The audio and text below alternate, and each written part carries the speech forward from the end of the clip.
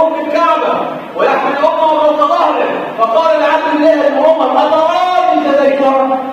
قال: لا، ولو بظفرة واحدة من ثمرات الولادة. يعني ألم واحد من آلام الولادة ما يكفيش التعامل الولادة.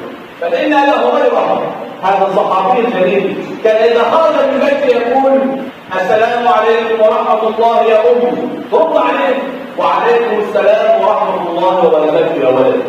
رحمك الله يا أمي كما ربيتيني صغيرا. تقول له: رحمك الله يا ولدي كما مربتني كبيرا. الأمهات الوقت تكبر تفهمها، تفهم الشارع، تفهم الفوضى، تحمل سلم. ليه؟ ما عادش بر، ما عادش بر. الحسن بن علي كما يضرب به المثل في بر أمه، ولكن كان لا يأكل معه. فقيل له: كيف تكون برا أمك ولا تأكل معها؟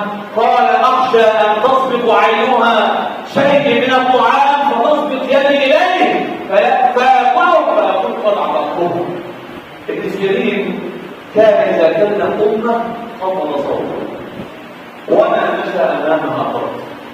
وقال طاووس: من السنة من الدين ألا يرفع الولد صوته على والده وألا ينظر إليهما شطرا، ومن فاته بر الوالدين فاته خير كثير. يقول الشافعي: من بر والديه زيد في عمره، من بر والديه زيد في عمره.